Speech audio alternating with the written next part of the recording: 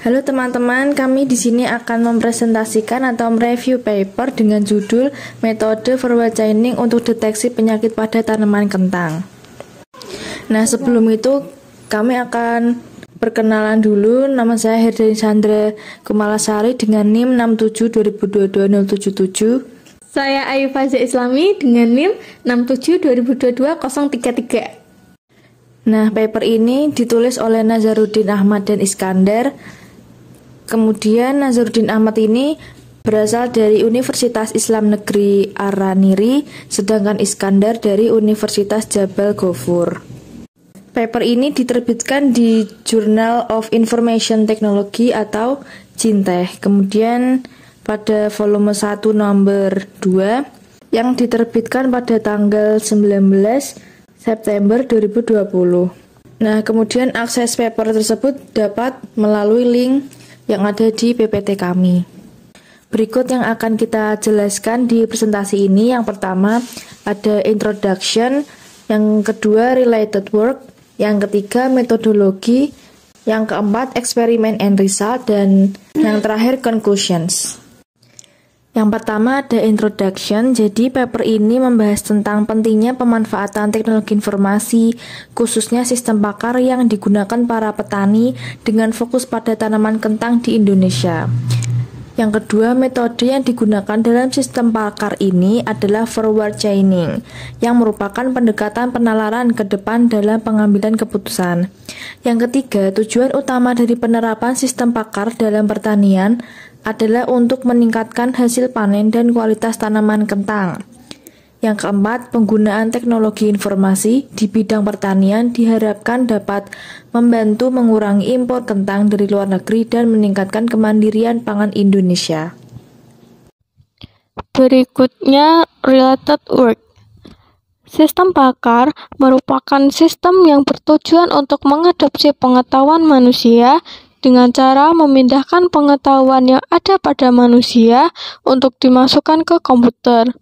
Hal ini dilakukan agar komputer dapat menyelesaikan permasalahan seperti yang biasa dilakukan oleh pakar atau ahli. Sistem pakar disusun oleh dua bagian utama, yaitu 1. Lingkungan pengembangan atau development environment, yaitu lingkungan pengembangan sistem pakar digunakan untuk memasukkan pengetahuan pakar ke dalam lingkungan sistem pakar.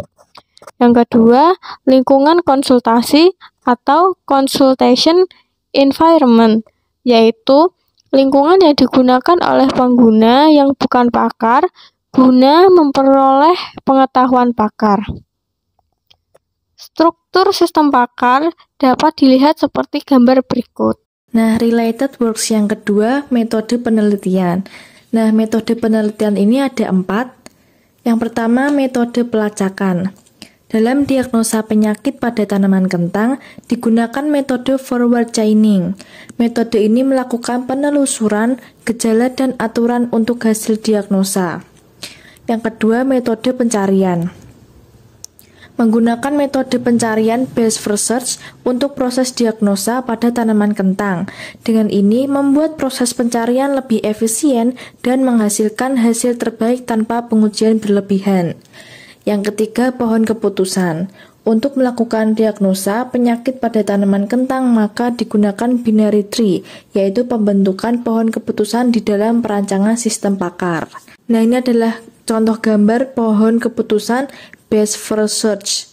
Nah, G ini keterangannya gejala, R ini kelompok gejala, K penyakit, P-nya kesimpulan. Perencanaan pohon keputusan diagnosa penyakit pada tanaman kentang. Diagram pohon keputusan adalah bentuk pohon untuk membangun sistem pakar dalam mendiagnosis penyakit pada tanaman kentang berdasarkan gejala. Diagram pohon keputusan akan memberikan kemudahan dalam menyusun kumpulan aturan yang diperlukan untuk menentukan faktor kepastian dari diagnosa penyakit pada tanaman kentang berdasarkan gejala-gejala yang ada. Pohon keputusan bisa dilihat seperti pada gambar nomor 3. Berikutnya, metode pengumpulan data. Data dikumpulkan melalui studi literatur, yaitu melalui peninjauan berbagai penelitian terkait dan referensi dari Dinas Pertanian mengenai penyakit pada tanaman kentang. Nah, yang keempat ada eksperimen and result. Nah, di eksperimen and result ini ada representasi pengetahuan. Nah, ini untuk apa? Untuk memudahkan diagnosa penyakit pada tanaman kentang, maka perlu didaftarkan penyakit-penyakit dan gejalanya yang terdapat pada tanaman kentang seperti tampak pada tabel berikut ini. Nah, jadi kita bikin tabel dan mengklasifikasinya dengan kode. Kalau penyakit itu P, gejala itu G. Analisa kaidah produksi. Aturan produksi adalah metode formal yang digunakan mempresentasikan rekomendasi, arahan atau strategi yang berhubungan antara dua implikasi, yaitu antecedent dinyatakan dengan if atau jika, dan kesimpulannya mengatakan then atau maka. Ditulis sebagai jika maka atau if then yang menghubungkan anteseden dengan konsekuensi yang dihasilkan. Nah, yang kedua ini adalah tabel keputusan. Tabel keputusan ini adalah bagian dari representasi pengetahuan dasar atau knowledge base. Digunakan sebagai sarana pencatatan pengetahuan. Tujuannya untuk mengetahui kondisinya dapat dikurangi untuk menciptakan aturan yang efisien dan efektif pengambilan keputusan yang optimal. Atau untuk mengetahui kondisi yang dapat direduksi sehingga akan menghasilkan kaidah yang efisien dan optimal dalam pengambilan keputusan. Nah, matrik tabel keputusan untuk deteksi penyakit pada tanaman kentang dapat dilihat pada tabel berikut. Hasil sistem pakar diagnosa penyakit pada tanaman kentang memberikan rekomendasi ke petani tentang penyakit yang ada di tanaman kentang.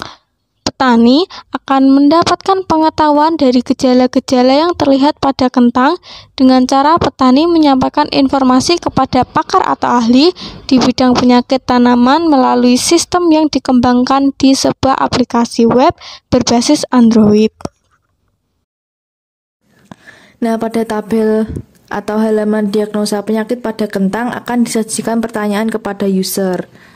Nah, pertanyaannya misalnya seperti apakah kentang Anda mengalami permukaan kulit umbi berbercak, gelap tidak beraturan, kering berkerut dan keras? Nah, kemudian user akan memberi jawaban ya dan tidak. Jika dijawab ya, maka aplikasi akan memberikan kesimpulan dari aturan kaidah produksi yang ditentukan.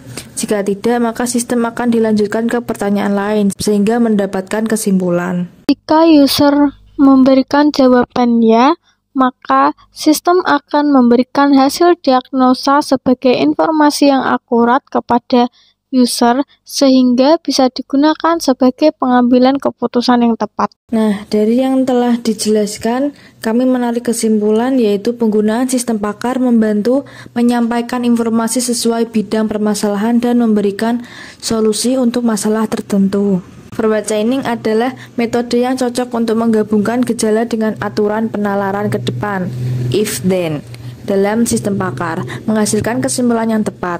Sistem pakar adalah kecerdasan buatan yang memanfaatkan pengetahuan pakar untuk memberikan rekomendasi dalam bidang tertentu.